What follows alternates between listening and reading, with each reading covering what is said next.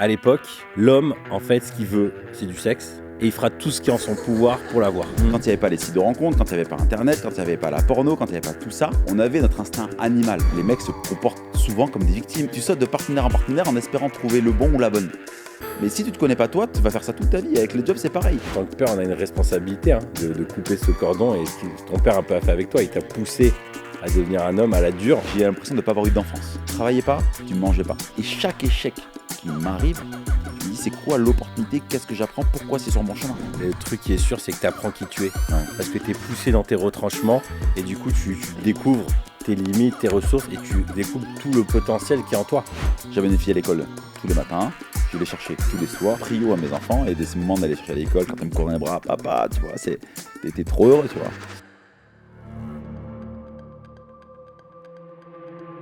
J'ai voulu avoir une conversation avec Clément, coach en séduction depuis plus de 10 ans, ayant accompagné plus de 1000 hommes à reprendre confiance en eux et en leur capacité de séduction. Alors non pas pour apprendre des techniques de queutard, m'inscrire sur Tinder et tromper ma femme, mais au contraire pour me remettre en mode séduction et pimenter mon couple. C'est ce que j'espérais. Mais la discussion a complètement vrillé dans une autre direction.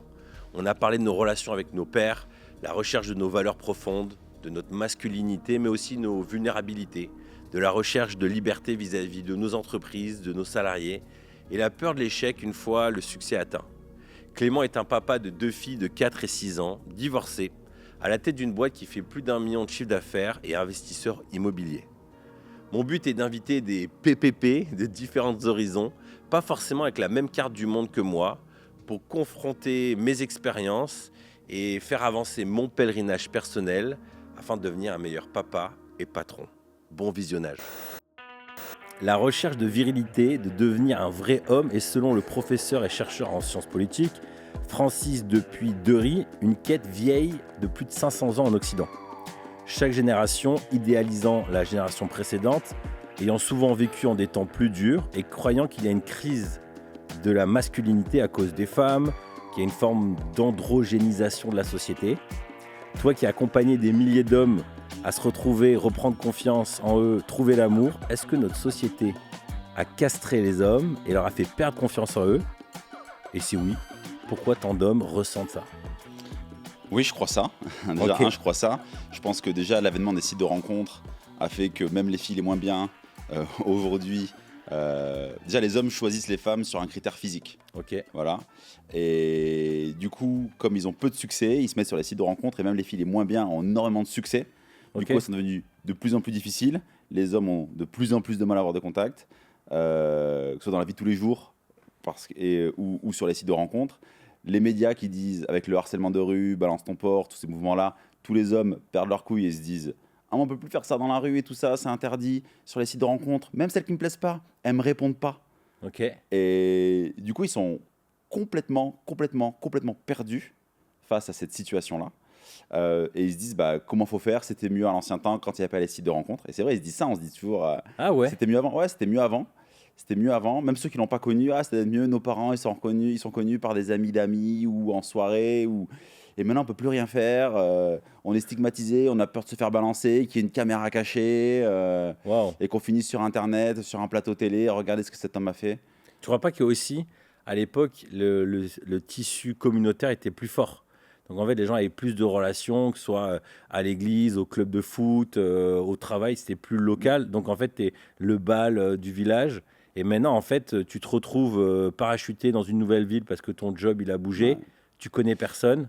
Et du coup, tu n'arrives plus à faire des contacts. Et donc, tu es obligé. Du coup, tu faisais peut-être dans la rue, vite fait. Maintenant, c'est plus. Donc, tu es seul. Ouais, je suis d'accord avec toi. Et il y a aussi le truc de fond, on se dit en filet de sécurité, j'ai les sites de rencontres. Ok. Mais on n'y va pas. Parce qu'on va voir ce qui se passe, on va voir les contacts autour de nous. Et quand on s'y met, enfin quand les hommes s'y mettent, énorme claque, broyeur d'ego. Ok. J'ai fait 15 ans de relation avec ma femme, je l'ai rencontrée par des amis, elle était super belle, on s'entendait super bien, on a eu des beaux enfants et tout. Ça s'est arrêté, ça peut s'arrêter, tu vois. Et là, mais qui c'est qui s'intéresse à moi? Personne. Et là, c'est Là, tu parles de l'homme divorcé qui se ouais, remet l'homme sur le marché. séparé, ouais. Même l'homme l'homme qui n'a jamais eu de relation Ouais. très sérieuse, bah lui, je sais pas, il va commencer à se mettre sur les sites de rencontres à 22, 23, 24 ans. Il va m'appeler vers 32 ans, tu vois. Et il va me dire, bah, ça fait 8-10 ans que je galère parce que j'y arrive pas, même les moins bien s'intéressent pas à moi. Et je comprends pas que les filles qui soient si peu attirantes physiquement, soient même pas attirées par moi, qui me trouvent plutôt bien. Ils sont plutôt bien, tu vois. Ok. Mais elles ont tellement de demandes que ça inverse le rapport de force. Je vais pas dire qu'elles se comportent comme des princesses, Ouais. tu vois. Mais du coup, comme elles ont beaucoup d'opportunités, bah, elles choisissent les meilleures opportunités, tu Wow. Et ça fait 10 ans que toi, tu es sur ce job-là. vois. Ouais, 10 ans, ouais. Tu as vu une évolution en 10 ans? Ouais, incroyable. Le Covid. Ah ouais. Ah là là, ça a amené à une concurrence incroyable du côté des hommes. Il y a eu beaucoup plus d'hommes qui sont inscrits. Tu sais, avant, il y avait ce truc-là. On se dira pas qu'on s'est rencontrés sur les sites de rencontres, hein, parce que c'est un peu tabou. Maintenant, tout le monde y est. Ils ont fait un truc un peu sexy d'utiliser les applications. D'ailleurs, ce qui est intéressant, c'est qu'ils utilisent les mécanismes des casinos. Ok. Avec les mécanismes de récompense. Ça fait que tu as envie d'arrêter, mais ils sentent que tu as envie d'arrêter. Ils te mettent un match. Tu as un petit bruit comme au casino. C'est le même bruit que les casinos. Et là, shoot de dopamine. Tu dis, bah, c'est bon, je reprends l'abonnement. Tu vois. Waouh. Et ouais, depuis le Covid, c'est de plus en plus difficile. Avant, tu allais voir un photographe en tant qu'homme. Hein. Tu prenais 3, 4, 5 photos de toi, tu avais du succès. Maintenant, même un shooting photo, ça marche plus en fait. Après, il y a aussi un phénomène, c'est que la société, grâce au téléphone, même à Instagram, elle s'est professionnalisée en termes de communication. Tu vois, dans le sens, l'homme, le jeune normal, il sait faire une belle photo. Ouais. Donc il y a une putain de compétition en termes. Enfin, moi, je me souviens, il y a une quinzaine d'années, donc moi j'ai une formation de graphiste.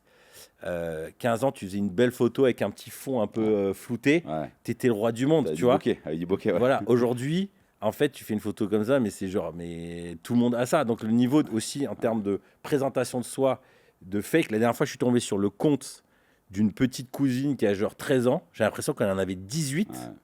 J'ai halluciné le niveau de professionnalisme des photos. Je dis, elle a 13 ans. Et la dérive en plus, c'est que tu sais, avec Instagram, tu as du goût, c'est beau, tu fais Ouais. vite fait, avec les filtres et tout ça. Et il y a un autre truc pervers, c'est l'esclavage des hommes Ok. par les femmes via les applis comme OnlyFans ou Mime, Ouais. tu vois. Par contre, il y a un esclavage affectif financier, c'est que les hommes n'arrivent tellement pas à avoir ce qu'ils veulent, Ok. qu'ils payent tous les mois des abonnements pour voir des bouts de seins, des Ouais. bouts de tétons, tu vois, ou demander des photos de, enfin, peu importe, tu vois. Ouais. Et je vais pas dire qu'ils tombent amoureux, mais ils tombent accros à une fille virtuelle qu'ils n'auront jamais, tu vois. Ouais. Et je me dis, enfin, tu sais, ça crée un écart, tu vois. C'est comme les sites de Sugar Baby, Sugar Daddy, tu vois. Ça crée un écart, c'est que bah, les femmes vendent leur physique, hein, clairement. Ouais. Enfin, je veux dire, Mime, OnlyFans, on a beau dire ce qu'on veut, hein, c'est Ouais. leur capital, c'est leur physique. Et là, ça, ben, les capitales des mecs, c'est leur portefeuille, en fait. Tu vois, c'est- Wow. Je suis tombé sur une vidéo qui m'a fait pas mal réfléchir. Sur un chercheur, je sais pas, il a fait un bouquin, j'ai plus les détails, mais je me souviens de ça. C'est que à l'époque, son postulat, après je te montre son déroulement. L'homme, en fait, ce qu'il veut, c'est du sexe, et il fera tout ce qui est en son pouvoir pour l'avoir. À l'époque, il n'y a pas de pornographie, il n'y a pas de site de rencontre, il n'y a pas tout ça. Du coup, il faut se marier vite. Sauf que pour se marier, il faut demander au papa de la femme, il faut avoir une situation professionnelle, il y a plein de critères. Donc en fait, le contexte, c'est que c'est le sexe qui pousse l'homme à se dépasser. Et en fait, comme l'échelle pour l'avoir, elle était hyper élevée, le mec se surpassait. Il faisait le max qu'il pouvait. Et en plus, il y avait plein d'échelons à passer parce que c'est lui qui allait devoir pourvoir. Donc il fallait qu'il soit un homme. Aujourd'hui, en fait, de par la pornographie, le gars, il a son sexe Ouais. comme il veut. Du coup, ce besoin-là, il diminue. Du coup, il se dépasse moins. Il est moins dans une situation de se surpasser. Et du coup, bah, en fait, il ne devient pas l'homme qui devrait être attractif. Et en plus de ça, comme les femmes, elles deviennent Ouais. plus exigeantes, tu as un combo Ouais. qui est Et destructeur. tu sais à quoi ça me fait penser? Je regardais la dernière fois là, sur Arte un reportage sur les tigres ou les lions de Sibérie. Ok. Et ils étaient dans une énorme forêt. Et il y avait une lionne avec ses deux petits et un lion. Et le lion a mis 6 ou 7 mois à retrouver la lionne, à sentir ses traces quand elle se frottait aux arbres et tout ça. Et ça me fait penser à cette récompense-là dont tu disais, Mhm. tu sais, on voulait tellement le sexe, les lions veulent tellement s'accoupler qu'il y a cet esprit animal. Et Mhm. quand il n'y avait pas les sites de rencontres, quand il n'y avait pas Internet, quand il n'y avait pas la porno, quand il n'y avait pas tout ça, on avait notre instinct animal. Ouais. Là, on est devenu un peu en mode lobotomisé. On nous a enlevé nos compétences. En vrai, on nous a enlevé nos compétences, tu vois. Enfin, Mhm. je veux dire, Moi, les mecs se comportent souvent comme des victimes. Ah, j'y arrive pas, les filles, elles sont trop difficiles. Mais putain, mais je veux dire, il est où le guerrier qui est en toi, tu Ah vois? ouais. Tu sais, Waouh. ah ouais, c'est trop difficile, même les moches, elles veulent pas de moi sur les sites de rencontres. Mais, putain, mais arrête de te positionner en tant que victime, tu vois. Et comment il en est arrivé là? Il est trop dead. Tu sais, c'est comme sur les voitures, tu as des aides maintenant. Et Ouais. du coup, tu as une boîte automatique et tu te mets sur une boîte manuelle, une vieille voiture des années 80, les gens savent plus conduire. Mais là, ils Hmm. savent plus faire parce qu'ils disent ah, on m'a trop aidé. Il y avait les Hmm. sites de rencontres. Imagine demain, on sort les sites de rencontres. Les gens, ils sont perdus, hein. Le Ouais. temps qu'ils redeviennent à comment on faisait avant, tu vois. Et Ouais. on fait une France d'assistés, en fait, tu vois. Je peux dire une France, c'est dans le C'est monde. marrant que tu le dises. Ouais, que tu as associé la dimension d'aide à la dimension de relation. C'est donc toi, l'assistanat, c'est les sites de rencontres, la pornographie, tous ces C'est trucs-là. tout ça, ouais. Tu payes 15 ou 20 euros par mois, tu as une fille qui se met à poil pour toi sur OnlyFans. Tu payes 30 euros, on te donne des filles sur un plateau, sur un site de rencontre, enfin que tu essaies d'avoir des bouts parce que. Ouais. euh, voilà, tu vois.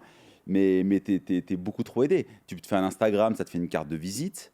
Mais demain, on t'enlève Instagram, on t'enlève Facebook, on t'enlève les sites de rencontres, on t'enlève la pornographie et tu dois te débrouiller tout seul. Les mecs, ils sont en PLS, hein. Ils savent pas faire, hein. Et tu penses pas qu'ils vont se réveiller justement? Peut-être, mais il faudrait vraiment que ce soit drastique, tu vois. Ça me fait penser à un ami qui a voyagé dans le monde entier, qui est un gros aventurier. Il est venu ici à Bordeaux et il a un énorme sens de l'orientation. Parce qu'il s'est retrouvé en Australie, dans des forêts, tout ça. Et là, du coup, il est coach sportif et il a mis le GPS. Et il disait, en fait, au bout d'un an d'utilisation du GPS, j'avais perdu mon sens de l'orientation. Et du coup, il s'est forcé à ne plus utiliser son GPS. Donc, il mettait genre 1 heure, alors que normalement, ça devait mettre 20 minutes. Mais il dit, parce que j'ai envie de garder Ouais. ce sens, cette compétence. Mais c'est pareil, quand je vais dans une ville que je connais pas vraiment, j'essaie de n'utiliser jamais mon GPS. Je regarde juste au début, ok, il faut que je passe, je retire le nom des rues et j'utilise pas le GPS. Et tu vois, les gens, moi, ma copine, aujourd'hui, quand elle part chez elle, même pour venir chez moi, elle met son GPS, elle me dit où j'habite. Ouais, mais j'ai pas envie de me tromper. Non, mais tu deviens assisté en fait. Ouais. Ça, c'est comme la calculatrice, hein. C'est comme pour beaucoup de choses, tu vois. Tu es ultra assisté. Je pense qu'aujourd'hui, les sites de rencontres ont assisté les hommes, assisté les femmes. Et voilà. Moi, je trouve ça triste que les hommes. Enfin, un homme qui se positionne en tant que victime, on peut pas l'aider, tu vois. Moi qui aide les hommes depuis 10 ans maintenant à se découvrir qui sont eux pour trouver la bonne personne, tu vois. À partir du moment où tu te positionnes en tant que victime, que ce soit homme ou femme, t'es mort, tu vois. Tu mets du contrôle à l'extérieur, c'est pas de ta faute, c'est de la faute des autres, le monde est trop dur et tout ça, tu vois.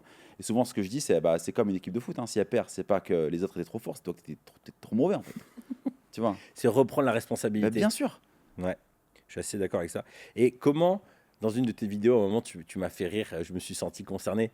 Tu penses tu donnes un exemple d'un message, puis tu dis, ouais, là, c'est un bisounours, tu vois. Et est-ce que tu ferais, comment dire, cette discussion qu'on a sur retrouver un peu son masculin Le guerrier intérieur, ouais, tu vois, voilà. je dirais vraiment, tu Comme vois, ça. genre. Est-ce que ça, dans le cas du couple, c'est quelque chose à cultiver? Ou ensuite, une fois qu'après tu te mets en couple, parce que là, ça reste beaucoup aussi à des papas, des gens Ouais. qui sont en place, qui se disent, qui s'interrogent en fait. Est-ce que tu penses que c'est quelque chose où la relation elle évolue et donc le rôle évolue, ou il faut que ça, tu penses que ça doit se maintenir? En fait, je vais pas répondre comme ça. Ok. Je veux dire que tu as différentes énergies. Tu vois, Ok. le yin et le yang, ça te Ouais. parle? Voilà, masculin, féminin. Et il faut pas que l'homme aille faker une énergie Ok. pour être comme la société veut, pour être comme les standards. Ok. Tu vois, si tu es plutôt yin, va pas être yang, tu vois. Je pense que dans un couple, tu peux être à la fois bisounours et dominant. Ouais. C'est ce que je suis, hein. Je suis un gros canard, hein, quand je fais des bisous à ma copine, tu vois. Je m'appelle Monsieur Bisou, Monsieur Câlin, parce que Ouais. j'adore lui faire des bisous, des câlins, tu vois. Pour autant, je suis très ferme dans mes positions. Ouais. Et c'est pas parce que même si je suis très gentil, elle connaît les limites. Ouais. Tu vois ce que je veux dire? Et je suis pas tout le temps dur. Non, c'est. Et on est les deux parties, tu vois. Genre, tu prends une pièce, il y a deux faces. Donc, tu es les deux faces de chaque pièce. Et si tu veux être qu'une seule face, la phase, et que tu réprimes une autre face, ben en fait, c'est que du fake. Parce que Ouais. c'est pas possible d'être que du plus sans être du moins, ou que du moins sans être du plus. C'est pas possible. Tu sais, l'univers est électriquement neutre, donc c'est pas possible. Plus et moins. Donc, je suis un gros bisounours en couple, hein. Ok. Bah ouais, je m'occupe d'elle, j'adore. Tu vois. Donc tes petits messages, ils peuvent ressembler au coucou chérie en mode bisounours, un message Ouais. de bisounours. T'es plus le gros mode séducteur. bisounours, mode dating, c'est t'as envie d'écrire à la fille, tu lui dis passe une bonne journée, ça c'est le bisounours. Ouais. Parce qu'en fait, ça veut juste dire j'ai envie d'écrire, mais je sais pas quoi t'écrire. Ok. Mais tu t'en fous qu'elle passe une bonne journée en vrai, tu t'en tapes. Ok, Juste, je pense à toi, je sais pas quoi t'écrire. S'il te plaît, réponds-moi, tu vois. d'accord. C'est plutôt dans ce sens-là. Mais bien sûr que je peux dire à ma copine, passe une bonne journée et c'est pas être bisounours, tu vois. Ça dépend du niveau dans lequel tu es, tu vois. Alors, qu'est-ce que tu dirais à toi qui est donc coach en séduction et qui accompagne énormément de gens à retrouver cette flamme, quoi. Comment tu... Quel conseil tu donnerais justement à un papa qui écoute cette vidéo, qui se dit, bon voilà, on s'est installé, ça fait X temps qu'on est ensemble, j'ai envie de réveiller cette flamme, cette séduction, cette polarisation qu'il y avait peut-être au début, mais là, il y a les enfants, il y a la vie. C'est super simple. Euh, Ça va pas toujours faire plaisir, tu vois. Ok, Et souvent, quand je dis des choses, c'est ah, faut faire ça, c'est comme ça, c'est ça la réalité. Bah ouais, mon gars, c'est ça la réalité, tu vois. ouais, Et c'est déjà, moi, je crois pas à la flamme du début. ok, J'y crois pas du tout, tu vois. Je d'accord. pense qu'elle existe, mais parce qu'en fait, on est happé par la nouveauté. Et par cette nouveauté-là, on vit en dehors de notre système de valeurs hautes, Ok. en dehors de haute priorité intrinsèque. On va accepter d'aller faire un musée Mhm. parce qu'on se sent bien avec cette fille-là, mais on s'en tape du musée. Ok. On va se travestir, on va se suradapter. Et c'est pour ça Mhm. qu'on dit souvent, c'était mieux au début. Tu vois, tu as Ouais, bien ouais, des je amis vois qui ont dit très bien. ça, c'était mieux au début. Alors que quand tu fais ce travail de tu es qui vraiment, même si la fille est invitée au musée mais que tu n'aimes pas ça, tu oses lui dire non parce que tu n'as pas peur de la perdre et parce que c'est pour t'honorer. Parce que si tu commences à aller au musée avec elle et qu'après, au bout de 2 ans, 3 ans, tu dis, tu veux plus me suivre au musée, au début tu disais oui, maintenant tu veux plus et tout, qu'est-ce Mhm. qui a changé machin. En fait, je me faisais chier au musée, j'ai faké ça au début parce que je voulais Ah juste ouais. être avec toi, tu vois. Et, Hmm. et tu vois, donc je vais répondre à ta question après, tu vois, je suis en relation depuis 1 an avec une fille qui a 11 ans de moins que moi. Moi, je suis papa de 2 filles, 4 et 6 ans. Elle n'a pas d'enfant, elle va en vouloir. Et dès le début de la relation, je lui ai dit, je veux pas l'autre enfant. Il y a très peu de chances que ça change. Ouais. Et je lui ai dit au début, tu vois, pour dire. Alors j'aurais pu la perdre, tu vois. Elle me Mhm. dit, bon, c'est pas la question maintenant, mais ça viendra un jour. Mais j'ai pas menti pour rester avec elle. Alors qu'il y en a Mhm. plein qui disent, ah, je sais pas, on verra et tout. Et j'ai l'exemple dans ma famille, tu vois, où quelqu'un dans ma famille proche n'a pas pu devenir mère. Mhm. Et donc, devenir femme sans être mère, c'était compliqué pour elle parce que son compagnon, elle lui dit, ah, on verra, je sais pas, peut-être et tout. Donc, juste pour garder par peur de perdre, tu vois. Et Hmm. donc, je pense que quand tu veux refaire naître la flamme dans ton couple, c'est déjà faire un chemin de soi-même, Hmm. tu vois. Parce que sinon, ça va être un effort. Et si, je pourrais donner 15 000 conseils de dates, de petites Mhm. surprises. Mais si tu n'es pas aligné avec ça, ben, en Hmm. fait, ça se sentira comme faux. Il faut vraiment que tu sois aligné. C'est marrant ce que tu dis, ça m'a fait penser, j'ai écouté un bouquin, je me souviens plus du titre, mais qui invitait à comme ramener une forme de polarisation en étant, en intégrant la dimension que tu peux perdre l'autre, et donc en étant plus aligné, et en même temps voulant reconquérir l'autre. C'est un genre de mix que je trouvais intéressant, et c'est vrai que quand en fait, tu agis de manière alignée et que tu t'en fous un peu de ce qui va se passer en face, en fait, tu recrées une forme d'énergie et de séduction. En fait, Ouais, il y a quelque chose de magnétique qui se met en place. ouais. Et il y a mon coach qui me disait ça, qui me disait, quand tu prends une décision, une direction, tu dois toujours être prêt à payer le prix du pire. Hmm. Tu vois, je trouve ça hyper intéressant. Si tu prends cette décision-là, est-ce que tu es prêt à payer le prix du pire? Oui ou non. Si c'est non, c'est que c'est pas la bonne décision pour toi, la bonne direction pour toi, tu vois. Et donc pour moi, si tu veux mettre du piment dans ton couple, si tu veux, le problème c'est que tu vas mettre du piment. Ça va durer 1 an, 2 ans, 3 ans. Au bout de 3 ans, tu remets du piment, tu remets du piment, tu remets du piment, tu remets du piment.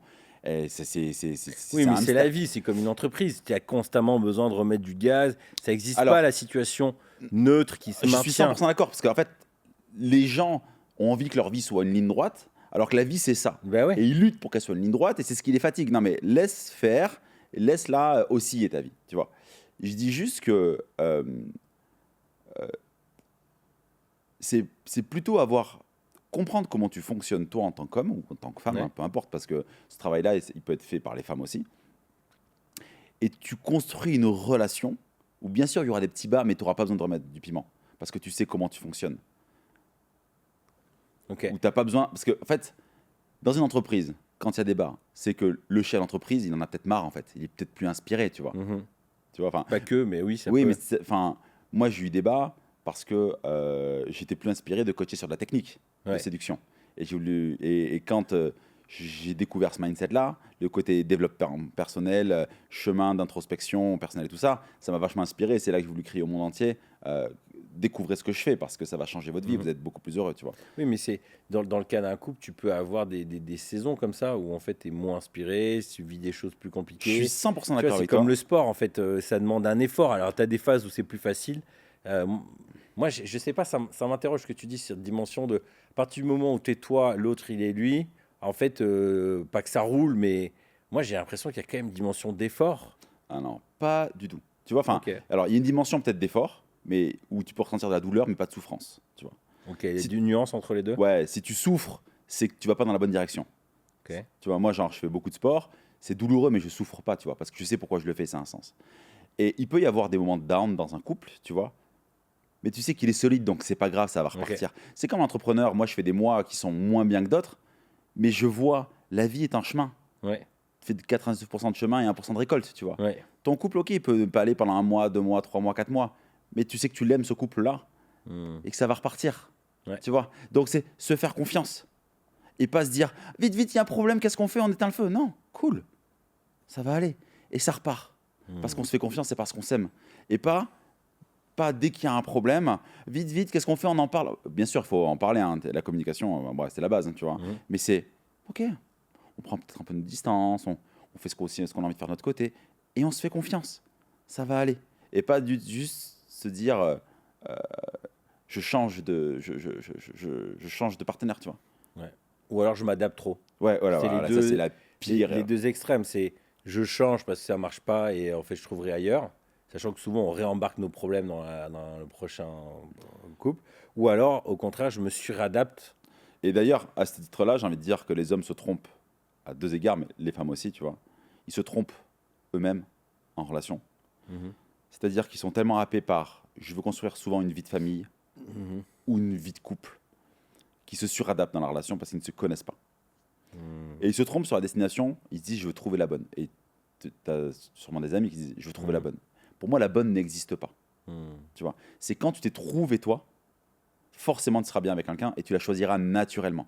Mais il n'y a pas de c'est la bonne, pas la bonne. Tu De toute vois, façon il n'y a pas de couple parfait.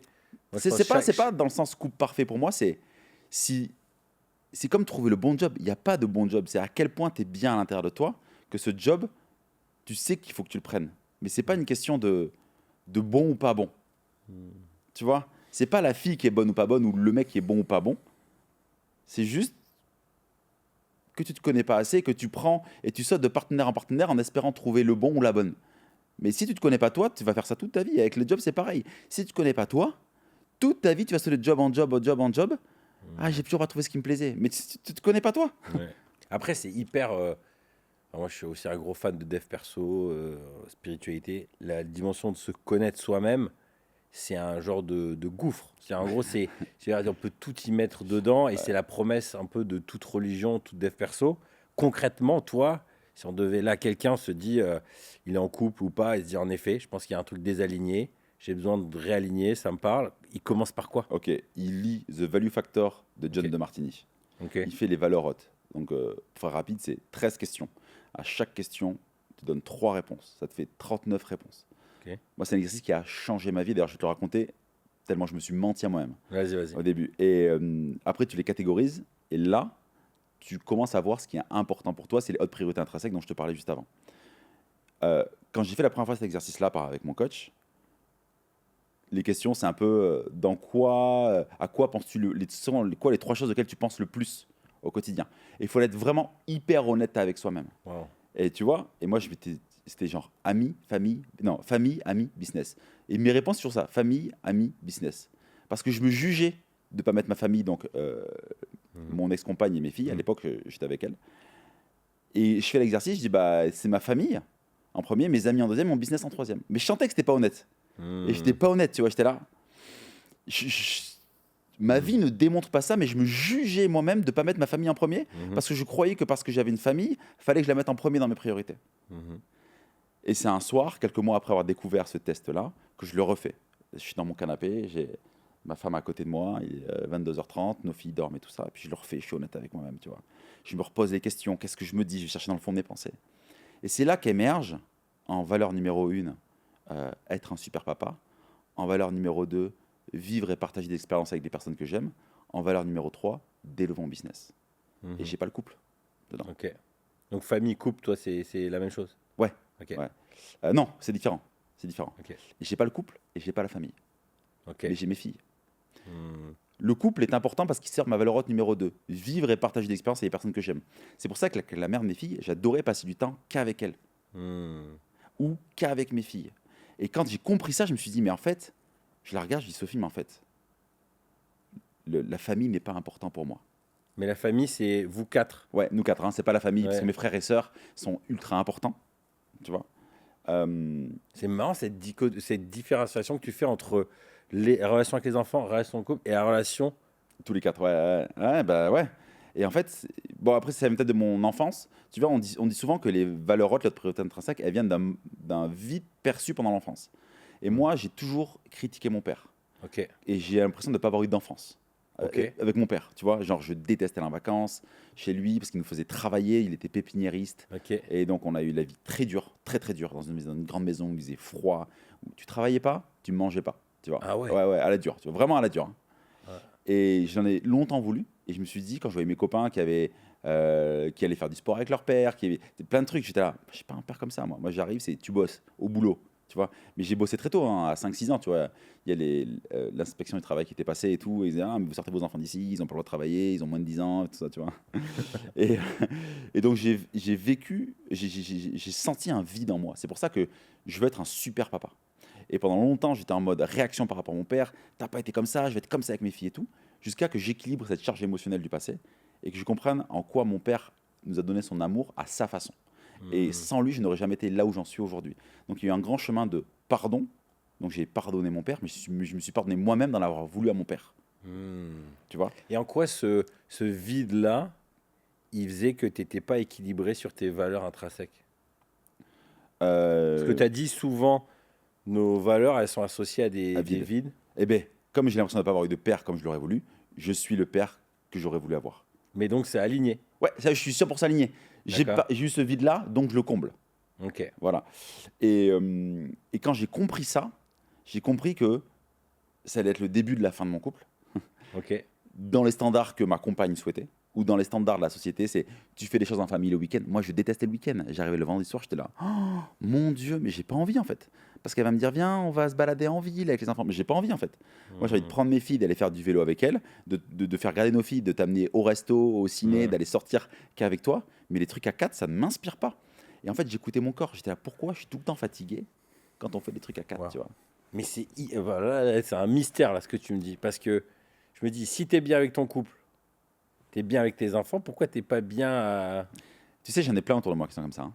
J'ai plein d'amis, hein. Mais comment t'expliques ça? J'ai jamais entendu ça. Ah ouais. Ben, je vais pas chercher à l'expliquer, tu vois. Parce que tu étais bien dans le couple. Ouais, En- ouais, juste quand je suis qu'avec elle. Mais les trucs de famille, tu sais, enfin, je pense qu'il y a plein de choses aussi. C'est qu'elle gardait nos enfants H24. Du coup, moi, je rentrais, j'avais le rôle des patriarche, tu vois. Ouais. Je gagne l'argent, j'achète la maison, Mhm. je mets tout le monde confortable et tout ça. Mais quand je rentrais, j'étais trop aussi fatigué parce que comme elle était fatiguée de s'occuper des enfants, elle n'avait peut-être pas tout préparé, tu vois, Ouais. comme la mère a un peu de ces années 80, tu vois, où genre Ouais. la femme au foyer, tu vois. Et du coup, ça me créait aussi la tension parce qu'il y avait cette notion. Tu sais, t'as les blessures de Lise Bourbeau, là. Bourbon, c'est Ouais. ça, c'est une blessure de l'âme. Il y avait l'injustice qui se créait en moi, tu vois. Mhm. Donc j'étais là. Moi, j'aimais quand c'était nickel chez moi. Elle s'en foutait que ce soit le bordel, tu vois. Donc il y avait plein de trucs, mais je n'allais pas lui demander de ranger parce que c'était être quelqu'un qu'elle n'était pas. Moi, elle me demandait d'être quelqu'un que je n'étais pas. Donc, tu sais, il y avait plein de tensions. Donc, la vie de famille, tout ça. Waouh. Et quand tu as compris tous ces indicateurs-là et que je me connais parfaitement, je connais tous mes indicateurs aujourd'hui, je sais ce qui est vraiment bon pour moi. Alors, ça fait peut-être un peu robot comme ça, mais en tout cas, c'est là-dedans que je me sens bien. Tu vois, et je me sens épanoui en couple aujourd'hui.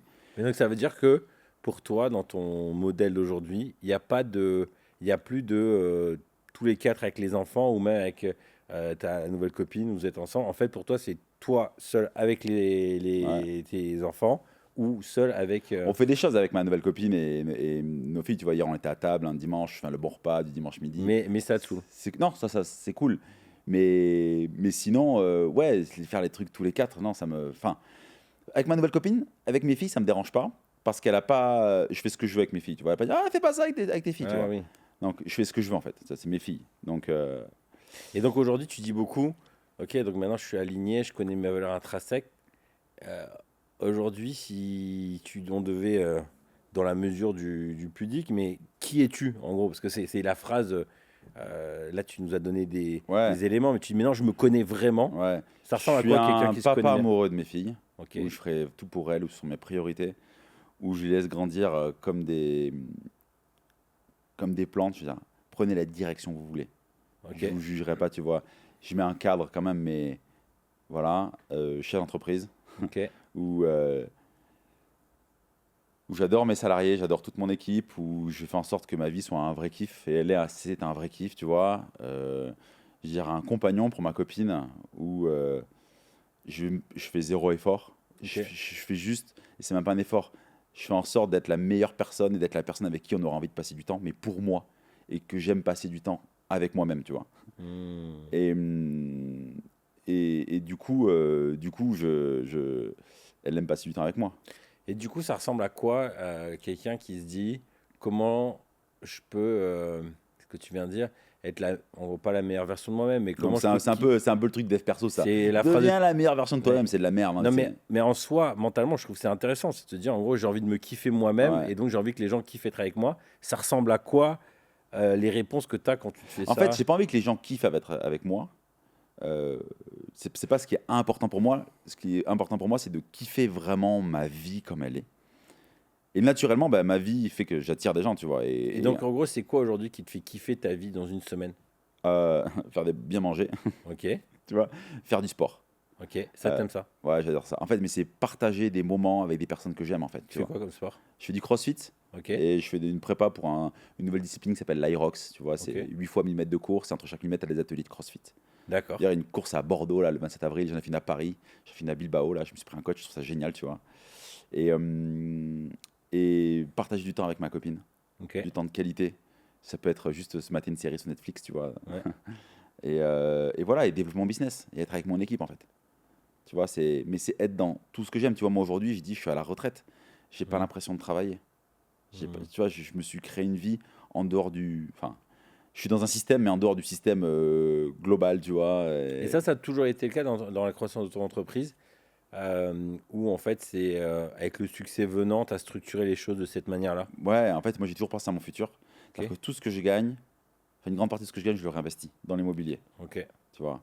Et il faut avoir une vision, enfin, court terme, moyen terme ou long terme. Moi, je me suis toujours dit, tu sais, mon père a toujours été entrepreneur ok. et je l'ai toujours vu faire ce qu'il voulait. Et c'était une source d'inspiration incroyable. Quand j'étais jeune, je me dis, moi, je serais comme mon père. Ok, C'est lui qui décide. Donc, moi, ok, je vais décider pour ma vie. Parce ok, que il décide et il fait que ce qu'il veut. ok. Voilà. Et pour moi, je trouve ça génial. Mais Il toi, tu as vit. détesté en tant qu'enfant. Ouais.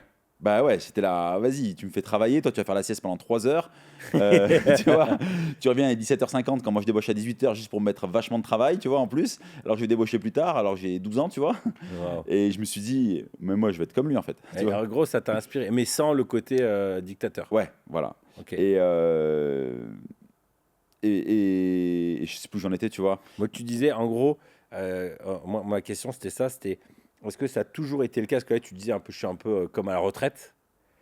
T'as toujours été dans ce mindset dans la boîte, même au début, ou c'est, tu l'as construit de manière intentionnelle pour en arriver là? Alors je l'ai construit de manière intentionnelle pour en arriver là, mais je l'ai toujours vécu en mode retraite parce que quand j'étais en auto-entreprise, je travaillais que quand je voulais, je travaillais 1 ou 2 heures par jour, j'allais faire du sport, j'allais boire des cafés quand j'étais dans Bordeaux Centre avec mes potes. J'étais tout le temps en vadrouille, j'étais trop bien, tu vois. Donc, tu as réussi à être sur une niche qui te rapportait suffisamment d'argent pour avoir la liberté. Exactement, mais surtout une niche qui me passionne en fait. Tu vois, Ok. quand je discute avec un homme, quand je l'aide à rentrer dans notre programme, tu vois, j'adore ça, tu vois. Je dis, mais moi, quand je prends n'importe qui, il vit pas la vie qu'il veut. Hein. Enfin, Ouais. il y a peu de personnes, toi tu es dans le dev perso, donc tu vis la vie que tu veux. Moi, il y a très peu de friction dans ma vie, tu vois. Mais Ouais. très peu de friction, tu vois. Et chaque échec qui m'arrive, je me dis, c'est quoi l'opportunité? Qu'est-ce que j'apprends? Pourquoi c'est sur mon chemin? Mais je Ouais. me sens vraiment aligné avec ça. C'est pas un discours bullshit, genre en mode, ah, piou piou, je fais des câlins aux arbres, tu vois. Et c'est quoi, du coup, la plus grosse friction que tu as connue dans ton parcours qui t'a Euh, fait le plus évoluer? j'ai pris 2 grosses décisions majeures dans ma vie. Quitter mon père, Parce que j'ai Ok. bossé avec lui, j'étais en CDI quand j'étais plus grand. Et en 2014, j'ai démissionné pour me lancer pleinement dans le coaching. C'était dur ça. Ouais. Il t'a laissé partir Oh ou... là là, bah non. Mais attends, en fait, moi je bosse avec mon père, ça fait 3 ans que je bosse avec lui. Je commence à monter à côté de ça, mon petit business de coaching et tout ça. Il comprenait pas ce que je faisais, t'es un arnaqueur, t'es un arnaqueur, t'es un arnaqueur et tout ça. Son ego blessé. Et il comprenait pas pourquoi tu prends des congés en pleine semaine. Bah je dis, tu peux me payer 800 € pour 2 jours? Non, bah voilà. Parce que j'ai vendu un coaching 800 € pour 2 jours, donc j'y Mhm. vais, tu vois. Et il m'a pas accepté ma rupture conventionnelle. Et j'en ai voulu pendant très longtemps. Il m'a dit, tu veux partir, tu démissionnes. Sois un homme. Tu vois. Waouh. Tu vois. Il me dit, moi, j'ai jamais touché le chômage et mes fils ne s'inscriront jamais au chômage. Et donc, t'as démissionné? Ah, j'ai démissionné. J'ai démissionné, t'es dos au mur, t'as plus le choix, tu vois. J'avais vendu 3 fois 1000 € de coaching, je savais ce que j'allais gagner en avril, 1000 €, en mai et en juin, j'avais plus rien. Là, je me dis, bon, comment je peux activer mon chômage? Donc, je trouve un petit job, photographe à Aqualand sur le bassin. Je vais me faire former au Puy du Fou, je passe une journée là-bas. J'ai dit, je toucherai jamais le chômage, c'est pas grave, je vais me débrouiller. Et là, t'as le couteau entre les dents, en fait. Tu vois, t'as pas le choix. En plus, je venais d'acheter mon premier appart, que j'étais en train de rénover avec mes économies, j'avais genre 7000 € de côté, j'avais rien, tu vois. Mais quand t'as pas le choix, tu sais, tu t'es en mode survie et tu trouves.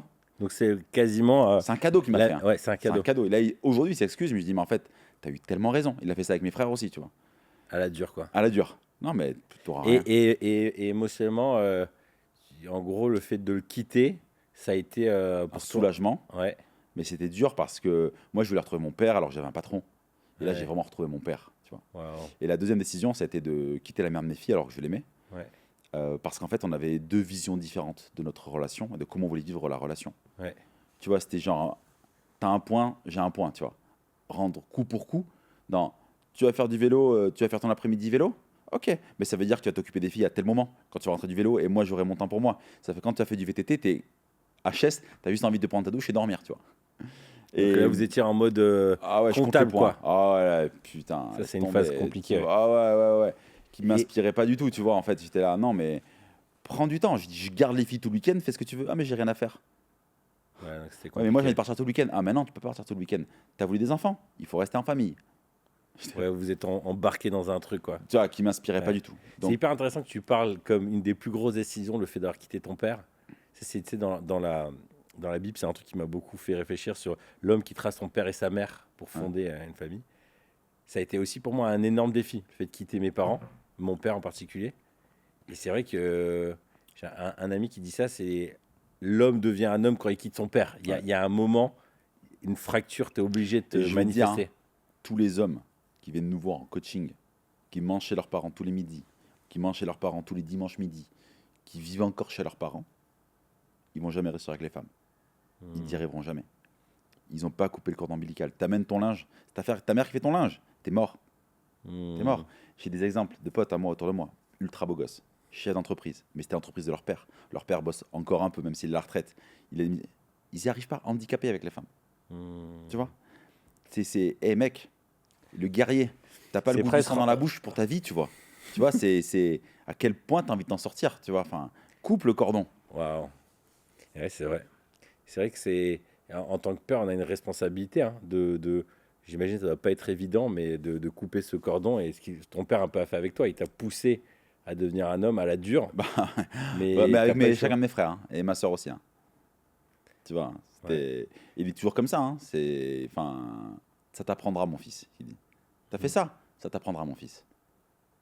Et tu sais, t'en veux. Au début, tu connais pas tes émotions. T'es là, mais il est là. C'est mon père. Un père, ça doit pas être comme ça. Mais merci en fait, parce que moi au début j'étais là, mes filles elles auront tant d'argent quand elles auront 18 ans, elles auront ça, et mes filles elles auront rien aujourd'hui, tu vois. Ouais, ils vont se débrouiller, quoi. Elles vont se débrouiller, elles vont avoir toute l'éducation que je peux leur donner, l'éducation financière, mais je vais pas, je les aiderai un peu à acheter leur première voiture, payer leur permis de conduire, mais elles auront pas tout livré sur un plateau. Tout le patrimoine immobilier que je fais, c'est pour moi le revendre à la retraite et profiter, tu vois. Ouais. J'aime bien cette dimension de, en fait, d'ultra responsabilité et de pousser l'enfant à se prendre en main et de faire ses propres galères. Et moi, je sais que j'ai commencé avec rien et je me rends compte que si j'avais eu trop de choses, j'aurais pas eu l'énergie. Mais Quand tu es dos au mur, t'as pas le choix. tu sais, j'ai déjà pour mes enfants, genre ma fille la semaine dernière elle oublie son cartable. On arrive à l'école, je dis ton cartable. Ah mais tu l'as pas pris papa? Non mais c'est ton cartable Romy. Donc tu vas le dire à la maîtresse. Elle était comme ça. Mhm. Mais tu sais, t'apprends déjà. Prends ta responsabilité, mais tu le dis à la maîtresse. Je suis là pour t'accompagner. T'inquiète pas, je suis là pour t'accompagner, tu vois. Et là, elle se voit le dire à la maîtresse, mais elle est déconfite. Ouais. Mais c'est son premier truc, c'est avoir une discussion inconfortable avec sa maîtresse, qui est une figure d'autorité, tu vois. Et, et moi, tu vois, j'ai mon plus vieux pote, ça fait 20 ans qu'on est amis. On était à l'école ensemble. Et le gap entre nous, financier, patrimonial, dev perso, mon père m'a mis dehors, enfin m'a mis dehors, façon de parler, tu vois, Ouais. il m'a éduqué, et ses parents qui sont toujours là pour lui. Il vit dans un appartement qui a ses parents, dès qu'il a besoin d'un peu d'argent, ses parents, Ouais. et du coup il est toujours en déj de thunes, il avance pas, t'as bien réussi, toi Clément, et ses parents qui disent, Clément il a vachement bien réussi, mais vous étiez pareil, ben ouais, mais vous avez été trop gentil avec lui. Ouais. Et donc quand tu es trop gentil avec tes enfants, ils réussissent pas, tu vois. Et je prends juste l'exemple de ma mère qui s'est remariée. Son mari a 2 enfants que j'ai connus quand ils sont plus jeunes que moi, quand ils avaient 5 et 7 ans. Et il les a beaucoup aidés. Et mon beau-père dit à ma mère souvent, mais tu peux vraiment être fier de tes fils parce que tu leur as rien donné. Moi, j'ai tout donné à mes enfants et regarde comment ils sont aujourd'hui. C'est là où on en revient le côté un peu masculin. C'est qu'en fait, le fait de se battre fait que ce matin, j'avais une interview donc, avec Julien que tu Ouais. as rencontré avant, ancien militaire, qui a un parcours pas évident. Mais en fait, il dit à l'armée, le truc qui est sûr, c'est que tu apprends qui tu es. Ouais. Parce que tu es poussé dans tes retranchements et du coup, tu découvres tes limites, tes ressources et tu découvres tout le potentiel qui est en toi. Ouais. Et en fait, tu prends confiance. Ouais. Parce qu'en fait, tu sais à quel point tu peux aller loin. Et je pense que ce que tu disais avant, la dimension d'être assisté, plus on est assisté, plus on est dans le confort, moins Mais moi, ça me prend rappelle confiance. trop ce reportage sur le lion ou le tigre Ouais. en Sibérie, tu vois, qui pendant 6 8 mois, il renifle les arbres, il sent, et la voix dit, il se rapproche, il se rapproche, il se rapproche, et il va la voir, sa femelle, il se rapproche. Tu vois, c'est le combat. Et moi, je pense que aujourd'hui, c'est- tu peux te connaître toi-même avec une vie simple. Juste, c'est ta perception d'accepter ce qui t'arrive, tu vois. Genre, une tuile t'arrive sur ta voiture. Oh, fais chier, machin, ça coûte. Non, mais en quoi c'est une opportunité pour toi de grandir, de trouver des nouvelles opportunités pour peut-être gagner un peu plus d'argent, mais pour t'en sortir, plutôt que de te positionner en tant que victime. Ah, j'ai reçu mes impôts. Ah, mais oui, mais bon, fallait anticiper, peut-être mettre de l'argent de côté. Comment ça peut, tu peux reprendre ta responsabilité pour te dire, ça me fait grandir. Tu vois, je suis en train d'acheter des studios sur Bordeaux, là, et pour faire une grosse négo, j'ai dit, je paye cash. Je peux payer cash. Ok. Le jour de la signature du compromis, je dis, non, mais je vais faire un prêt. Est-ce qu'on peut le mettre en condition suspensive? La vendeuse, elle se dit, ah, non, non, non, non, non, ok, on ne met pas de condition suspensive. Et je dis, je peux payer cash. Bref, je suis remonté via la holding, SCI et tout ça. Et donc là, on doit signer au 30 janvier. Et ma notaire dit, bon, on signe au 30 janvier, vous avez dit que vous payez cash. Non, mais moi, je veux faire un prêt, je suis en train de faire un prêt. Il y a eu ça a été un peu long avec la banque et tout ça, et j'ai eu changement de conseiller et tout ça, donc je pourrais pas signer au 30 janvier. Bah si on signe au 30 janvier, vous avez dit que vous pouvez payer cash, il n'y a pas de condition suspensive. Pouah, je me prends ce mur-là la semaine dernière. Je me dis, putain, je dois immobiliser 90 000 euros de trésor, tu vois, entre les frais de notaire, un peu de travaux et tout ça. Oh, j'étais pas prêt. J'étais pas prêt, tu vois. Parce que j'étais pas prêt, tu vois. Je savais que j'avais utilisé cet argument-là pour bien négocier le prix du studio. Et tu sais, tu te sens secoué, genre KO, t'es allongé par terre, et puis après, tu reprends tes esprits. T'es là, ok. Et je réfléchis. Et je dis, non, mais je vais m'honorer et je vais défendre mon beefsteak. J'écris un mail pour dire, voilà ce qui s'est passé. Et de manière, si vous n'acceptez pas mes conditions, je me retire de la vente et je paye les pénalités. Et je suis prêt à payer les pénalités. Ok. Et mon délai a été accepté. En Ah plus, ouais. tu vois, en me disant, j'aurais pu dire, ah, qu'est-ce que je fais comment en mode panique. Non, j'ai paniqué un peu au début, ça m'a foutu un grand trou de stress pendant 1 ou 2 heures en mode, je vais faire comment et tout. Et je me suis écouté moi-même, qu'est-ce qui est le plus important pour moi. Alors j'aurais pu appeler 15 potes, hein, tu me conseilles quoi et tout, machin. Non, moi je veux quoi. C'est marrant parce que le premier truc que moi j'aurais pensé dans ta situation, c'est putain, j'aurais pas dû leur mentir que j'allais payer cash et tout. Alors que non, toi tu J'assume. dis- Et quand on va signer, la vendeuse, elle va pas être contente, c'est le jeu. Et c'est le jeu. C'est du poker. Ok. C'est du poker. Et Donc ça toi, va la leçon que tu retires, c'est faut rien lâcher. Non, ouais. C'est pas genre j'aurais pas dû. Et si je suis amené à devoir payer cash, je suis prêt à payer le prix du pire. Ok. Je suis prêt à le faire, à le payer. Mais c'est une leçon pour moi. Et même si je me retire de la vente et que je paye 6 600 € de frais, c'est un coaching pour moi-même à 6 600 €. Toi, tu vas me dire, ah, c'est beaucoup d'argent perdu. Mais non. Moi, je vois que c'est une leçon de vie pour moi. J'aime bien cette dimension, je suis prêt à payer. Le prix du pire. Ouais, il y a Ouais. vraiment quelque chose de fort. Moi, je me rends compte que j'ai commencé l'entrepreneuriat à 20 ans. Aujourd'hui, j'en ai 36. Et quand j'avais rien, j'étais un fou furieux. C'est-à-dire vraiment, il fallait emprunter de l'argent à des potes, je pouvais faire des projets fous, tu vois. Quand j'ai commencé à gagner, là, d'un coup, Peur de manquer. bah ouais, c'est dingue comme le mindset, il Ouais. change. Et le prix le coût du pire, Ouais, comme le ça que prix tu du dis, pire. le prix du pire, en fait, il devient beaucoup plus difficile. Parce que tu es dans un confort. Bah ouais. Et alors, moi, ce qui m'a aidé, parce que j'ai vécu ça aussi, quand t'as rien, t'y vas, machin et tout, voilà. Moi qui ai des gros encours bancaires, plein d'appart, un truc. Mais maintenant, je me dis que faut plus que je regarde à la semaine, au mois, à l'année, mais Ouais. c'est à la vie. Ok. Tu peux être dans le creux pendant 2 mois, 3 mois, 6 mois, 8 mois. Mais à remonter. Et qu'est-ce qui me fait dire ça? C'est que quand je me suis séparé en 2022 de la mère de mes filles, gros creux dans ma boîte. Je vire tout le monde. Je me dis, je vais prendre que des CDI alors j'avais que des freelances. Je sais pas recruter, je sais pas manager, tu vois. Je suis là. Et je fais une année qui est pas top. Mais quand je vois comment j'ai remonté et qu'on fait le million cette année, tu vois, je fais x2 en CA entre 2022 et 2023, tu vois. Je me dis, en fait, tu peux remonter, en fait. Vraiment. Et il faut pas regarder au mois, à l'année, tu vois, parce que, enfin, à la semaine, au mois, parce que sinon, tu es vite affolé. C'est comme dans ton couple, c'est pareil. Ah ouais, mais là, ça fait 3 semaines que ça va pas. Non, t'inquiète pas, ça va aller. Regarde à la vie. Et ça te permet de Ouais. lâcher prise et de te dire, fais confiance. Oui, puis je pense qu'il y a une dimension, en fait, souvent on fantasme les erreurs. Tu vois, genre là, je réfléchis à un projet immobilier, on a acheté une maison, il y a un très gros potentiel. Puis en fait, je suis là à faire des calculs en mode, oui, bon, ok, je vais faire un crédit travaux, mais il faut que je l'imagine comme ça parce que si ça se passe pas bien et tout. Puis en même temps, je me dis, mais en fait, dans ton passé, tu t'es retrouvé à des moments à trouver 200 000 € en 2 semaines. Ouais. Tu l'as fait plein de fois. Et en quoi tu flippes? Et en fait, je me rends compte que en grandissant, tu perds une forme de connexion à ta capacité sur Ouais. le terrain à bouger. Et en fait, là, j'essaie en ce moment de reconnecter avec ces moments où, en fait, je sais pas, tu as les périodes où j'ai 20 salariés et que j'ai tout le temps zéro sur le compte Ouais. et que je me suis démerdé pendant quasiment 5 6 ans comme ça, sans trésorerie, avec 15 20 salariés. Je l'ai Ouais. fait et j'ai réussi. Et Et ce j'ai qui- jamais été en retard sur mes salaires et Ouais. tout. Et en fait, d'un coup, tu commences à perdre ta capacité de bouger des montagnes. Et parce que tu es dans une forme de confort. Et donc, c'est bien de Et reconnecter je me avec ça. reconnecte toujours à ces moments difficiles pour moi, pour me dire, je l'ai déjà fait. Ouais. Je l'ai déjà fait. C'est dur là, mais c'est plus facile qu'avant parce que tu as déjà vécu ça. Du coup, ça me permet de passer plus sereinement le Ouais. truc. Tu vois. Ouais. Après, je pense que c'est comme une forme d'embourgeoisement Ouais. qui peut être là où tu dis, attends, j'ai pas envie de retomber là-dedans.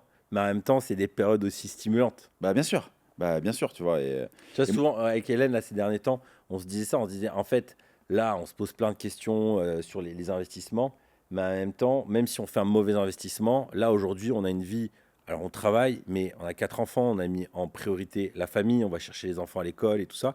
Alors du coup, bon, là, on s'est levé beaucoup plus tôt, il y a plein de choses qu'on a aménagées, mais je disais, on est capable de faire 2 fois la quantité de travail qu'on a aujourd'hui. Donc, en fait, soyons sereins. S'il y a un mauvais choix financier, c'est pas grave, on va remettre les bouchées doubles et on en est capable. Tu sais, quand je me suis séparé de la mère de mes filles, qu'on vivait encore sous le même toit, elle me dit, bah maintenant que tu veux te séparer, bah faut que je trouve un taf, donc tu vas t'occuper des enfants. Du coup, je m'arrivais à m'en occuper le matin, j'allais chercher à l'école, ça me faisait des micro-journées, chez la nounou, ça me faisait des micro-journées. Bon, et j'ai réussi à faire 1 million cette année en arrivant au boulot à 9h30 et en partant du boulot à 16h. Ouais. Alors qu'avant, et tu vois, tu vois, alors qu'avant, je pensais qu'il fallait faire des longues journées, ou tu vois. Et non, en fait. Et en fait, tu fais plus que. Je faisais juste l'essentiel. Genre le 10-90, tu vois. Là, ma zone de génie, tu vois. C'est génial ce que tu dis, parce que c'est une de mes questions, c'est en quoi tes enfants ont fait de toi un meilleur entrepreneur? Et là, tu as t'as un exemple, c'est en gros le fait de leur mettre de la place, tu es obligé d'être encore plus essentiel et optimiser ton temps. T'as pas le choix, tu vois. Et moi, j'avais une fille à l'école tous les matins. Je vais les chercher tous les soirs. Sur la semaine de leur mère, ça m'arrive de les amener le matin parce qu'elle embauche très tôt. Souvent, on allait chercher le soir parce qu'elle débauche tard. Et voilà, mais je me dis, c'est ce confort-là. Et moi, c'est prio à mes enfants. Et de ces moments d'aller chercher à l'école, quand elle me court dans les bras, papa, tu vois, t'es trop heureux, tu vois. Et tu vois, j'ai un pote à moi qui est en train de vivre ça. Sa femme, après 2 grossesses, a repris le taf depuis un mois. Lui, il se dit, ah putain, je m'occupe maintenant de mes enfants, alors qu'avant, il s'en occupait, c'est hyper difficile. Je me sens pas respecté dans mon travail parce qu'il a sa boîte. Je dis, non, mais arrête de faire ta victime, hein. Voilà. Et c'est juste une période de transition. Tu sais, c'est genre, on te demande un effort supplémentaire, t'étais pas habitué, on te met du poids en plus sur ta barre, t'es là, ah, c'est dur, mais tu vas y arriver en fait. Et, Donc et là, le bon mindset, c'est quoi alors? Justement, là, à c'est ton en pote, fait, tu t'es envie de ouais, lui dire quoi? fais confiance à la vie. Toi, tu vas au jour le jour, vois à 1 an, 5 ans, 10 ans. Mais je pense que tu crois pas qu'il y a une forme de peur aussi dans ce qu'il dit. Il y a une forme de Mais si, peur il y a de une forme dire d'insécurité. si je laisse cette situation perdurer, en fait, en gros, je vais pas me respecter et en fait, ça va s'installer. Ouais, mais en fait, ce qui est normal, c'est que je lui dis, t'es entrepreneur, elle est salariée, tu peux lui demander d'avoir les mêmes variations horaires que toi, parce que son patron sera pas d'accord en fait. Ouais. Donc soit tu es OK et tu nourris toute la famille, Mhm. et dans ce cas-là, elle s'occupe des enfants, Ouais. soit tu acceptes ça. Mais tu peux pas demander et tirer toute la couette de ton côté, tu vois. Ouais. Enfin, je veux dire, au bout d'un moment, c'est pas possible en fait. Ah ouais, il faut équilibrer les choses. Bah ouais. J'aime bien cette dimension. Moi, j'ai une phrase qu'on utilise anglaise, mais trust the process et Ouais. fais confiance au Bien sûr. process. Et je me le répète souvent dans les phases difficiles, c'est parfois il y a tu sais, l'image que j'ai, c'est comme des roues crantées comme ça, les unes dans les Ouais. autres. Et que parfois il y a un truc qui est en train de se mettre en place, mais ça c'est pas encore Ouais. bien. Et toi, tu es là, putain, c'est inconfortable et tout. Mais en fait, aie confiance, il y a un processus qui est en cours. Et que tout doucement, tu vas commencer à avoir les fruits. Mais les gens comprennent ça, mais l'intègrent pas. Ouais. Souvent. Et parce qu'ils sont pleins d'insécurité de réaction. Tu vois? C'est trop facile de dire trust the process. Mais comment justement, entre le mental et au moment où tu es dedans, toi, moi, je sais que c'est la spiritualité qui m'aide beaucoup. Ouais, moi aussi. Le Ouais. fait de régulièrement moi, aller à l'église, avoir des temps un peu seul, je fais des retraites en silence ou quoi. C'est des moments où je me réaligne beaucoup avec moi-même. Et du coup, ok, sois patient, les choses vont prendre du temps, tu regardes aux bonnes choses de ta vie et puis tu dis, ok, ça comme dégonfle un peu le ballon de la Ouais. situation. Toi, tu t'y prends comment dans ces moments-là où c'est le Bah, bordel? mais moi, je regarde souvent dans le rétroviseur pour voir, Ok. ok, qu'est-ce que j'ai accompli, tu vois. Ok. Tu En vois. mode gratitude Ouais, du passé. bah ouais. Franchement, là, moi, l'année 2023, c'est une année exceptionnelle, c'est un grand cru pour moi, tu vois. Non, mais c'est vrai, j'ai acheté ma baraque, je l'ai rénovée.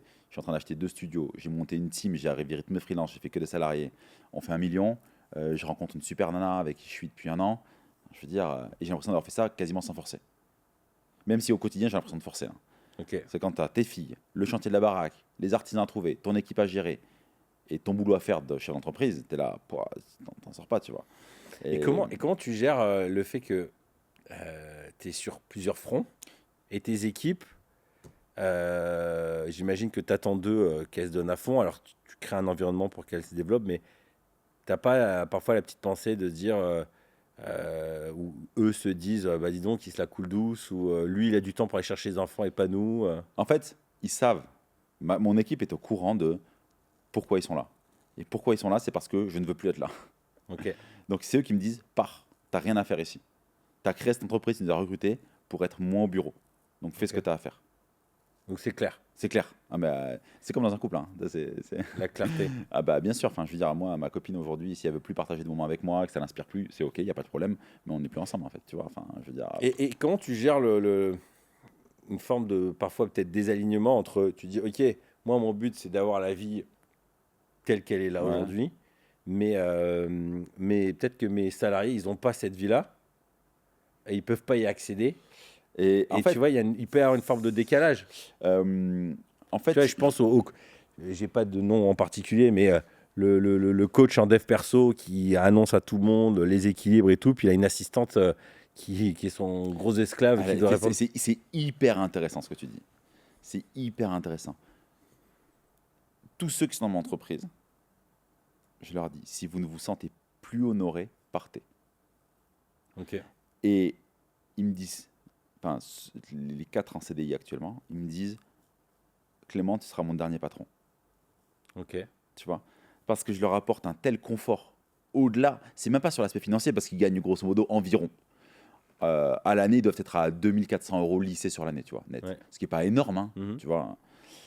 mais sur le fait de pouvoir aller manger au resto avec la carte de la boîte, le fait de gagner des jours off quand on fait des bons mois. Dire, bah, lundi, on travaillera pas parce qu'on a fait un bon mois, tu vois. Le fait qu'on s'entende super bien, qu'on partage plein de moments ensemble, qu'on soit comme une seconde famille, ça n'a pas de prix, en fait. Tu vois. Et la culture est tellement forte, quand il y a un nouveau membre, la culture oblige le membre, le nouveau collaborateur, à s'adapter. S'il ne s'adapte pas, il sort, tu sais, genre la greffe n'a pas prise, il s'en va, tu vois. Ça, c'est exactement ça. Du coup, c'est même pas à moi de l'intégrer. C'est la culture est si forte que soit tu marches, soit ça crève. Voilà. Donc, ils se disent pas ça parce qu'ils se disent, si je change de patron, la vie que j'ai aujourd'hui, je l'aurai plus. Ça fait combien de temps qu'ils sont là? Ça fait 1 an et demi à 2 ans. Tout con, t'as envie d'avoir quoi comme moyen de locomotion? Ah, j'aimerais bien avoir un vélo électrique. Ok, tu veux lequel? Celui-là, très bien, je te l'achète. Tu vois quoi? Un scooter. Ok, tu veux quoi comme option dessus? Ah, j'aimerais bien avoir une couverture, un casque. Ok, on te prend tout, on te prend un scooter neuf. Ils se disent, on me demande ce que je veux. Je voulais combien de primes à la fin du mois si on fait. Vous voulez qu'on mette quel objectif et pour tel objectif atteint, vous voulez quoi comme prime? En termes, il faut que c'est une prime hybride. En termes de jours gagnés, en termes de prime financière. Vous voulez quoi? Ok, vous voulez ça? Très bien.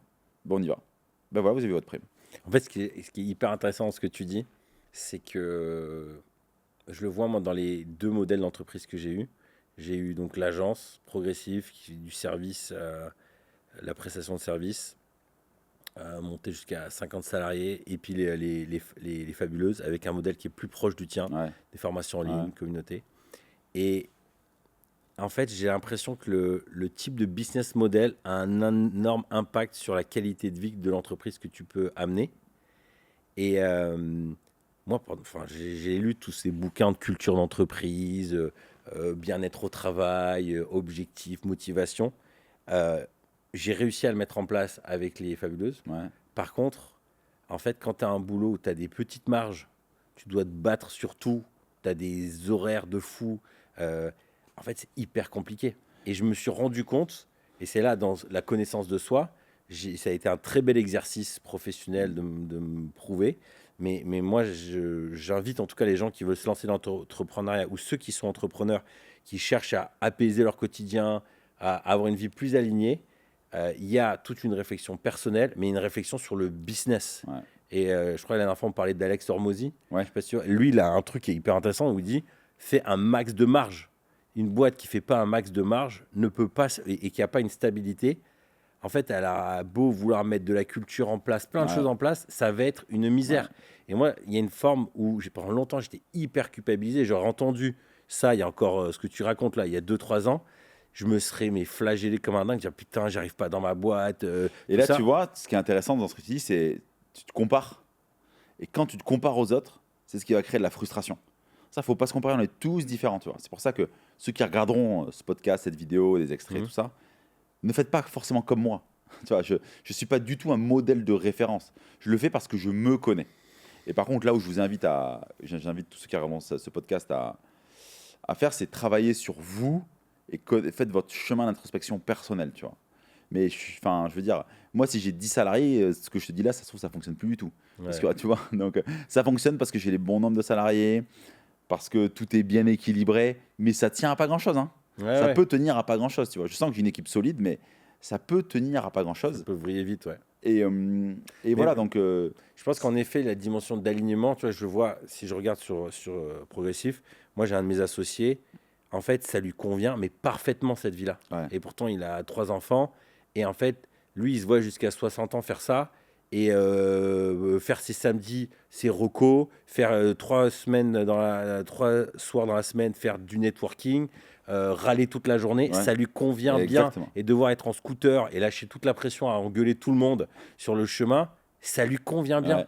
Et nous, on était pendant des années, moi j'ai essayé d'emmener dans une direction en disant il faut qu'on apaise, il faut qu'on trouve des modèles scalables et tout. Et lui, il disait mais non, c'est adrénaline, c'est ça que je veux. Et donc c'est pour ça qu'on est tous différents. Et c'est comme c'est comme une équipe de foot, tu vois. C'est lui, ça va être l'attaquant qui va redescendre, qui va aller chercher des ballons en défense pour remonter et marquer, tu vois. Ouais. Donc c'est pour ça qu'on est tous différents à bien des égards et pas se comparer, essayer de se dire tout l'enjeu de trouver vraiment sa place, quoi. Et ouais, tu vois, et tu vois ce qui est intéressant ce que tu dis, tu vois ce que je dis aux hommes que je coach, c'est qu'aujourd'hui les hommes ne prennent plus leur place auprès des femmes. Ils prennent plus leur place, tu vois. ils se diminuent à fond intrinsèquement à l'intérieur d'eux. Ils voient la femme comme un immense, pas monstre, mais tu sais, comme un truc géant, tu vois, comme dans un jeu vidéo, tu vois. Ils se disent, ah putain, c'est énorme, comment je vais faire le battle final, tu vois. Et, euh, et voilà, c'est qu'ils reprennent leur place, ça, c'est se redévelopper à l'intérieur. Et quand tu prends ta force intérieure, t'es fort pour tout après. Et puis, moi, ce que j'aime dans ce que tu dis, c'est pas être fort en mode je vais tout dominer. Ah C'est être non. aligné avec soi-même sur qu'est-ce que je veux pas, et avoir une discussion équitable. Ouais, tu sais, le mec qui veut tout dominer, qui n'est pas connecté à sa vulnérabilité, mais ça doit être un enfer dans sa tête, hein. Un enfer. Un enfer. Moi, je suis ultra vulnérable, tu vois. Euh, je pleure très facilement, tu vois. Je suis sensible et tout ça. Même si tu sais, cette carrure de ouais, c'est dominant et tout. Non, non, non. Si tu veux être dominant, que t'es pas vulnérable, t'es dominant que dalle en fait, tu vois. Tu crois que t'es dominant, mais t'es dominant rien du tout. T'es un chien qui aboie, qui est juste blessé en fait, tu vois. T'es un chien SPA, tu vois, ou un chien dans la rue qui est blessé, tu vois, qui a peur de tout le monde. Et c'est juste une carapace que tu mets. Et tous ceux qui disent ah non, non, non, qui vont être un refus quand ils vont écouter ah non, c'est pas possible, moi je suis dominant, moi je suis pas vulnérable. Mais si, mon gars, c'est juste que tu n'y as pas encore accédé, tu vois. Et tu seras encore plus fort quand tu auras accédé et que tu accepteras ta vulnérabilité. Donc toi, en fait, le regard que tu portes sur on pourrait, un des regards sur cette crise de masculinité que beaucoup ressentent. On voit toutes ces vidéos qui pullulent sur Internet sur retrouver sa masculinité, sa virilité, tout ça. Derrière, en fait, c'est un manque de confiance en soi et un besoin de se redécouvrir. Ouais, et surtout de pas devenir un moule. Tu vois, de pas vouloir entrer dans un moule. Tu vois, si tu es un mec yin avec une énergie très féminine, et c'est pas de devenir un mâle dominant yang. Tu seras Ouais. jamais comme ça. Hmm. Tu vois, enfin, développe-toi dans qui tu es et accepte-toi tel que tu es. Tu es comme ça. Je veux dire, j'ai pas choisi de vouloir être un super papa. Je l'ai pas choisi. Et quand on me dit ah tu fais passer tes filles machin, tu veux pas être avec moi en couple, mais je ne l'ai pas choisi. Ok. Je l'ai pas choisi. C'est comme ça. Je suis codé comme ça. Et je me prends comme je suis.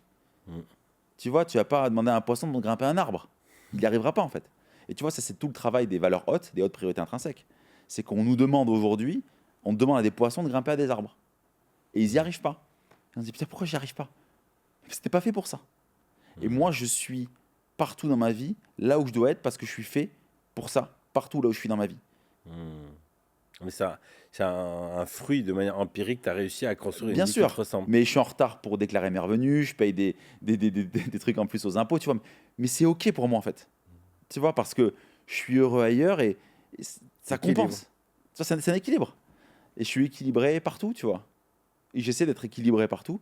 Et souvent, on me dit, ah ouais, mais c'est un peu trop calculé, tout ce que tu fais. Mais c'est comme ça que je suis bien. Comme ton associé de progressif, il dit, ah, à fond, je suis bien. C'est comme ça que je trouve mon bonheur et mon équilibre. Et on parlait tout à l'heure de dev perso, c'est un trou sans fond. Et je vais pas dire que j'ai arrêté de travailler sur moi parce que je travaille tous les jours un petit peu sur moi quand j'ai des échecs, des moments un peu difficiles. Mais j'ai arrêté de faire des gros chantiers sur moi. Ok. Il n'y a plus de gros chantiers, c'est T'as bon. quel âge maintenant? 36. On a le même âge. Ouais. T'es 87 aussi? Ouais. Ouais, pareil. Et j'ai arrêté de faire des gros chantiers sur moi, tu vois. Au bout d'un moment, faut arrêter, tu vois.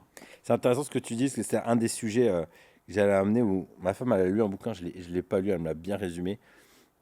C'est en gros le pitch, c'est un roman, mais de dev perso. C'est une dame qui enseigne une jeune à comprendre les hommes. En gros, Ouais. le pitch de base.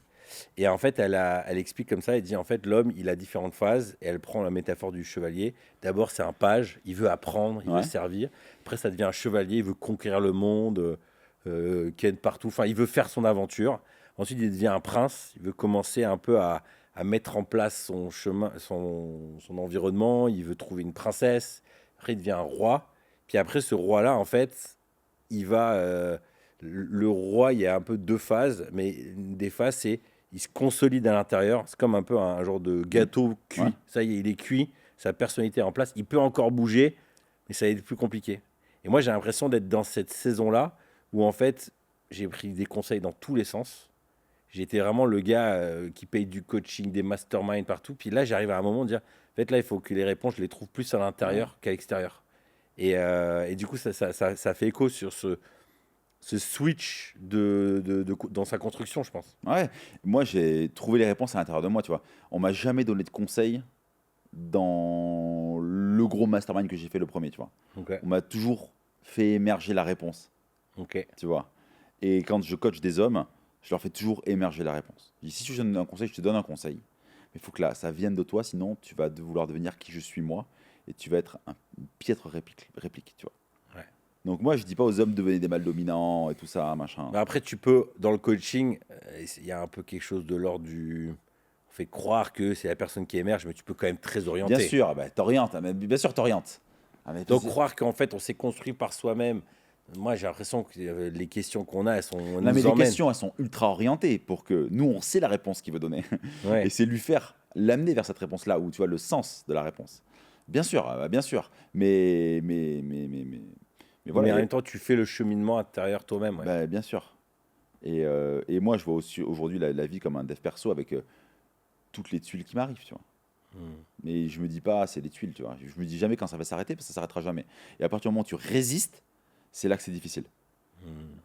Ça, j'ai vu avec des anciens, des patrons qui ont 60-70 ans, qui ont monté des empires, ils continuent à avoir des emmerdes. Ouais, bah, t'en auras Sauf tout qu'ils le temps. deviennent de plus en plus gros. Ouais, c'est ça. En fait, c'est. Je me souviens d'une fois au resto avec une dame qui pèse des centaines de millions, puis je la vois avec son mari, ils sont là, ils tirent la tête, je dis qu'est-ce qui se passe? Ben voilà, on a une grosse négo, je ne citerai pas les noms des organisations, mais en gros, ils signent un contrat pour gérer une mission, c'est je sais pas, genre 10 millions par mois Ouais. pour le faire, et en fait, ils signent le truc, tout se passe bien, un an passe un contrat de 3 ans, et en cours de route, au bout d'un an et demi, ils arrêtent de payer, le client arrête de payer.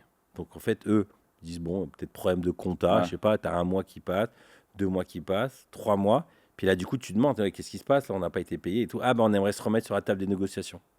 Ok, ils se remettent sur la table des négociations. Les interlocuteurs sont tous des nouvelles personnes. Voilà. Et là, ils se rendent compte qu'en fait, c'est que des mecs qui sont payés au pourcentage de réduction de contrat. Et le deal, c'est soit on vous paye maintenant cash et vous acceptez le nouveau tarif, c'est plus 10 millions, c'est 8 millions par mois, soit on fait traîner. Et comme toi, c'était chaud en trésor, t'es niqué. Ouais. Et en fait, je me disais, attends, ils ont 60 ans, ils sont leaders sur leur marché, ils pèsent des centaines de millions, et ils sont encore en train de gérer Ouais. ça. Et en gros, là, d'un coup, tu relativises et Ouais. tu dis, il y aura toujours des merdes. Le boulot d'entrepreneur, c'est toujours gérer des crises. Donc, si je suis pas en paix avec la crise, c'est chaud. C'est ça. Et c'est ce que j'ai vécu quand ma notaire m'a dit non, monsieur Rodriguez, on signe le 30 janvier. C'est comme ça. Et j'ai vécu une petite crise à l'intérieur de moi en me disant, parce que c'est quand même une somme, tu vois, pour moi, Ouais. à mon niveau, de me dire, waouh. Puis en fait, ça m'a tellement fait grandir. En fait, tu vois, ça, en une journée, j'ai grandi. Je me suis dit, bon, j'ai été capable d'écrire ce mail-là, de dire non, on signera pas, et c'est ça mes termes. Tu vois, J'avoue. tu vois, c'est pas grand-chose, tu vois, mais de dire, bah non, en fait, tu vois. Bah, Non, moi, je vois vraiment intérieurement, tu l'as goûté, ce ouais, truc-là. ah ouais. Et tu dis, waouh, en fait, moi, ça m'est arrivé avec comment dire, un artisan qui est venu, ça s'est mal passé et tout.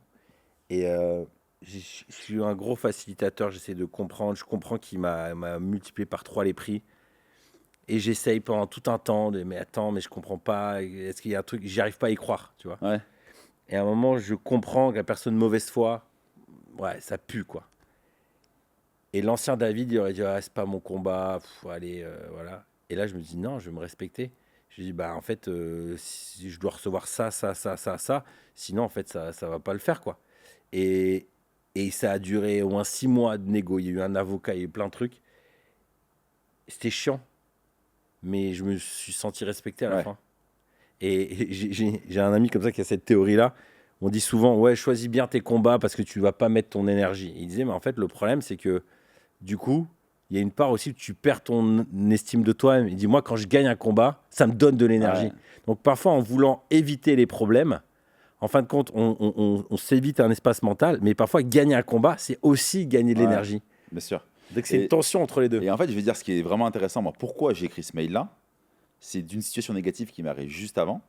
Donc, je fais rénover ma maison. Le plombier, c'est mon frère qui fait intervenir ses équipes. Ses équipes font 2-3 conneries chez moi. Je dis, est-ce que tu consens à me faire une réduction par rapport aux conneries qui ont été faites? Il me dit, tu te fous de ma gueule, t'es gonflé de demander ça et tout, machin. Et tu sais, ça me. Putain, ça me. Quand Bah je ouais, reçois c'est ça, le j'étais là- frangin, en plus. Et puis j'aime profondément mon frère. Et tu vois, comme je me connais par cœur, ceux qui ont, par exemple, tu vois, haute priorité intrinsèque, argent versus famille, il se serait engueulé avec son frère pour 500 Ouais. balles. Moi, c'est mon frère avant l'argent. Donc, je me dis, je m'assois là-dessus. J'appelle ma mère. Je lui fais part du truc, tu vois. Maman, viens, Ouais, non, négociation. pas du tout. Pas du tout. Je lui dis juste, voilà. Elle me dit, mais je le comprends. Je lui dis, il défend son beefsteak, hein, il défend ses intérêts. Ma mère dit, bah ouais, mais tu travailleras plus avec lui. Je dis, ouais, peut-être que je travaillerai plus avec lui. Mais en tout cas, il défend ses intérêts. Et en fait, ça m'a vachement inspiré pour me dire, bah non, mais je vais pas m'asseoir et payer cash. Je vais défendre mes intérêts à moi aussi pour le notaire, tu vois. Et mon frère m'a vachement inspiré. Il s'est pas dégonflé hein, devant moi, tu vois. Et du coup, ça m'a vachement inspiré. Je l'ai remercié après, tu vois. Je lui ai dit merci parce qu'en fait, tu m'as inspiré devant moi. Tu as défendu tes intérêts. Et alors que moi, j'ai un côté un peu, j'ai pas envie de m'embrouiller, tu vois. J'aime pas trop le conflit. Ouais. Mais j'ai défendu mes intérêts aussi et je me sentis, tu vois, ce côté yes, Ouais. tu vois, yes. C'est exactement ça. Ouais. Et en fait, tu ne peux le ressentir qu'en le vivant. Ouais.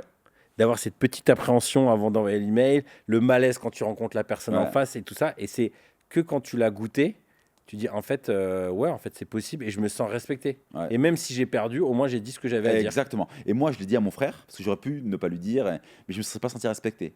Je lui ai dit, je veux pas de conflit, juste c'est important pour moi de te demander. Voilà. Tu veux pas, c'est pas grave, mais je te demande. Et je me suis dit, putain, il défend ses intérêts, tu vois.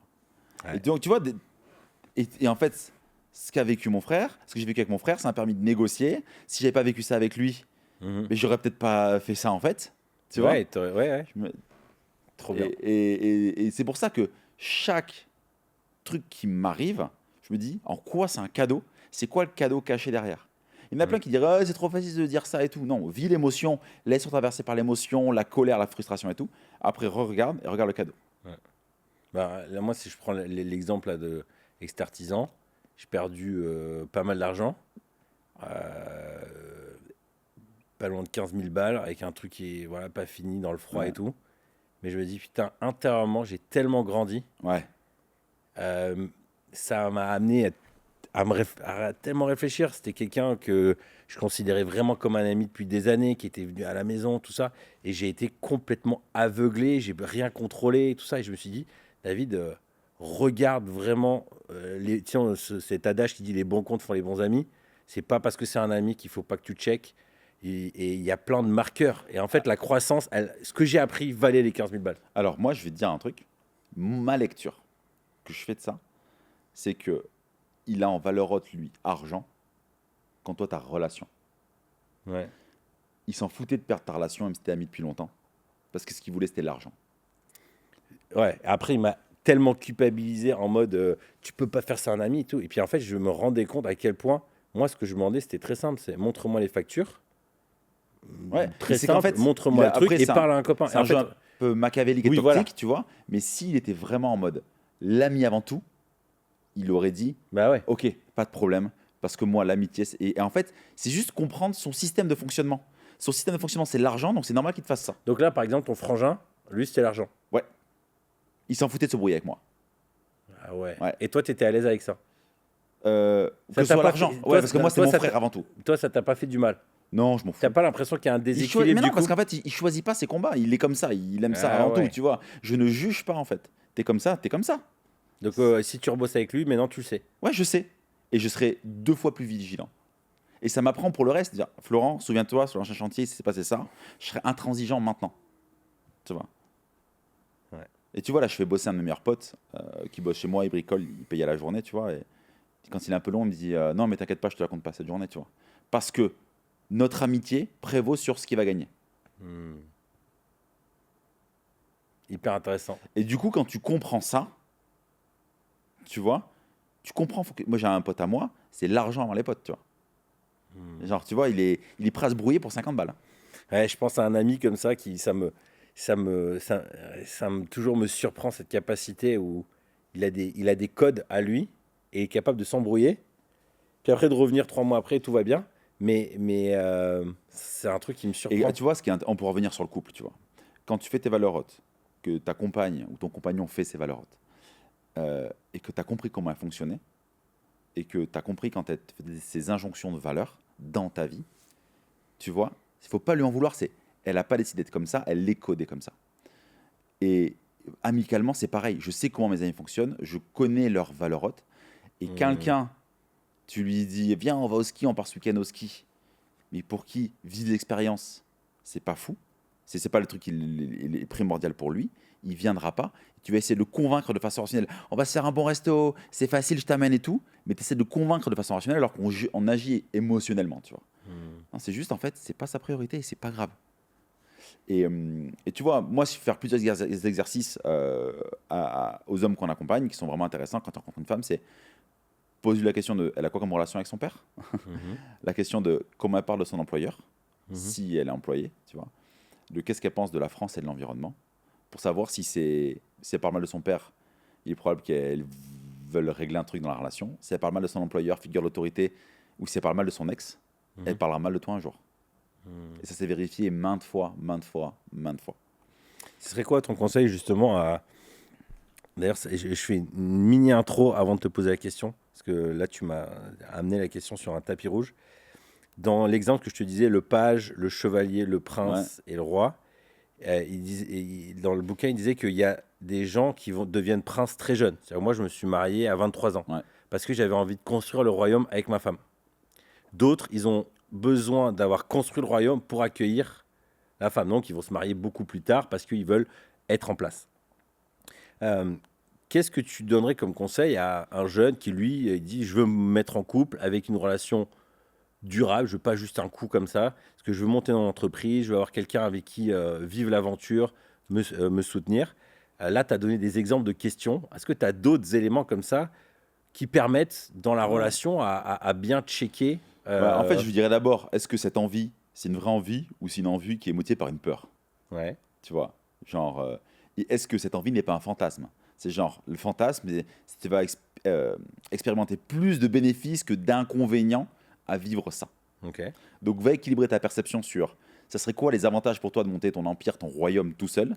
Ça serait quoi les inconvénients de le monter en ayant une compagne? Ouais. Tu vois, pour équilibrer et que si Mhm. ce choix soit un choix du cœur Ouais. et pas un choix fait par réaction, par peur, motivé par une peur. Ok. Tu vois. Ensuite, non, bah, les questions que je poserai, enfin, s'il veut trouver quelqu'un, c'est déjà se connaître lui, bon, c'est la base, Mhm. tu vois.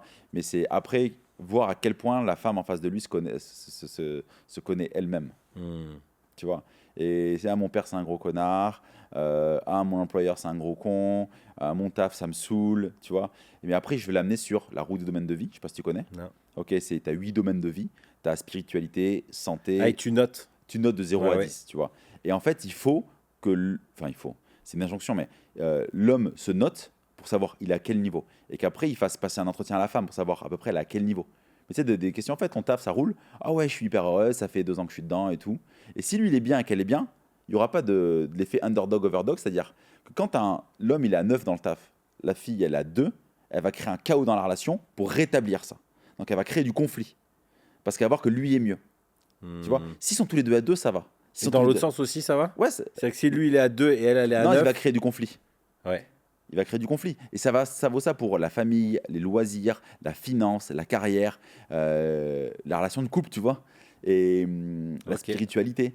Et c'est pour ça que c'est important de se connaître, de savoir où on en est. Mhm. Et moi, je me souviens, j'ai eu une relation avec une fille. Je lui ai fait faire cet exercice-là, elle m'avait dit, elle s'était mis en finance à 8 ou 9, tu vois, comme moi à peu près. Et ça veut pas dire qu'on gagne beaucoup, hein. Ça veut dire qu'on est à l'aise avec nos finances Mhm. et que même si tu gagnes 1 500 € par mois et que tu les gères bien, tu peux te sentir vraiment bien. Et, et en fait, quand on a été passé une semaine ensemble, elle était là, quand elle fait sortir sa carte, ah mais j'ai peur qu'elle passe pas, ah mais j'ai payé 30 € de parking, je te dis, tu es à l'aise avec tes finances. Et en fait, non, elle avait faké pour me plaire. Parce qu'en fait, Mhm. tu vois, parce que je lui disais que pour moi c'était important de connaître où elle en était, sur comment elle s'évaluait. Et du coup, elle avait peur, elle crée du chaos, ah, maintenant on fait pas ça, tu vois, je peux pas. Et, Ouais, ouais. elle était là. Alors, j'ai une théorie toujours sur ce thème-là, j'aimerais avoir ton avis. C'était des thérapeutes qui nous avaient accompagnés qui disaient que euh, dans la relation, à partir du moment où le sexe intervient, il y a comme quelque chose qui se fige dans la relation, où en fait, d'un coup, la passion devient tellement forte derrière que, en gros, ça vient comme inhiber le discernement. C'est-à-dire que la relation se base à un niveau physique. Et donc, du coup, si avant, il n'y a pas une construction où tu t'es posé les questions que tu es en Oui, train de ouais, parler, en fait, d'un coup, tu es complètement dedans, tu vois. ouais, Surtout si ça s'est bien passé. Et du coup, c'était un peu plus une invitation à une sorte de fiction. contrôle de soi ou alors ouais, de maîtrise, en gros, de de ses pulsions. Mon père il me dit, il ne faut pas que ce soit ta bite qui soit à la place du cerveau. Moi, je serais curieux de savoir, mais moi, j'ai une éducation religieuse, donc j'ai ce prisme-là. Toi, qui accompagne des hommes dans trouver l'amour, est-ce que tu as remarqué ça, que si le sexe intervient trop tôt, ça vient complètement figer le discernement? En fait, je dirais pas que le sexe intervient trop tôt. Je dirais si l'émotion, les sentiments naissent trop vite, il n'y a plus de discernement. Et donc, toi, tu n'associes pas forcément relations sexuelles et émotions? Non, pas forcément, parce qu'en fait, tout dépend à quel point l'homme en est dans sa vie, où il en est, tu vois. S'il a eu peu de relations, qu'il trouve une fille qui lui plaît vraiment, qu'il a jamais eu ce genre de fille-là, même s'il fait 3 dates avec elle, tu vois, il n'y a plus de discernement, tu vois. Il est là, j'ai jamais eu ce truc-là, tu vois, donc... Pas forcément, ouais, pas forcément associé. Mais oui, je suis d'accord avec toi, c'est pour ça qu'il faut se connaître et se dire, est-ce que je me sens honoré, respecté, tu vois En fait, j'ai l'impression que c'est comme, ça me fait lien comme avec le commercial. Parfois, tu veux tellement le contrat que tu es prêt à renier, à tout faire croire que tu vas le livrer en 2 semaines. Voilà. Et il y a plein de signaux red flag que tu vois en mode il va être très chiant, il va peut-être pas me payer ou quoi. Mais tu as tellement besoin de tes 10 000 euros que tu es prêt à tout pour les signer. Ou parce que tu veux signer telle marque. C'est un peu la même chose. C'est la même chose. Parce que tu veux signer à tout prix. Ça, c'est des red flags, faut pas y aller. Hein. Mais avec les femmes, c'est pareil. Hein. Enfin, je veux dire, avec tout dans la vie, hein. Faut trust de process, tu vois. Et puis être vigilant, surtout dans ce domaine-là, comme tu dis, pas le faire par nécessité, par peur, et respecter les étapes pour profiter sur le long terme. Sinon, c'est être un enfer. Hein. J'ai des copains qui signent des contrats qu'ils ont pas vraiment envie, mais juste ils le signent financièrement, un peu comme c'est alimentaire, tu vois. Ils s'en veulent après. Hein. Ils sont là, mais non, mais en fait, je le rembourse. Mais ça fait 4 fois que tu fais la même erreur. Au bout d'un moment, il y a un truc à travailler, tu vois. Super, merci beaucoup pour cet échange. C'était cool, hein, David, merci de m'avoir invité. Hein. Si cet échange a fait écho avec ton propre cheminement, je pense que tu vas apprécier l'e-book que j'ai rédigé pour les papas, patrons, pèlerins. Adieu la culpabilité des parents entrepreneurs. J'ai mis à l'écrit 17 pensées qui m'ont aidé à réduire de 30% ce sentiment de culpabilité. Tu sais, cette impression de ne pas être assez présent pour ma famille, pour mon travail. Pourquoi 30%? Tout simplement parce que ce sentiment ne disparaît jamais vraiment. Bien géré, il est un indicateur, mais non contrôlé, il fait beaucoup de dégâts. Cela fait des années que je travaille sur ce sujet, car la culpabilité est très présente en moi et c'est un sentiment qui se transmet de génération en génération. Et je ne veux pas refiler ça à mes enfants. Trop lourd à porter. La culpabilité, c'est porter l'entière responsabilité des événements. Dans l'e-book, je te partage aussi un cheminement mental pour t'aider à discerner ta part de responsabilité, au lieu de te flageller, encaisser, faire le sauveur, de plutôt responsabiliser les gens autour de toi. Il est gratuit et il te suffit de cliquer dans le lien dans la description. En le téléchargeant, tu t'inscris aussi à ma newsletter où je te partage mes nouveautés. Bisous.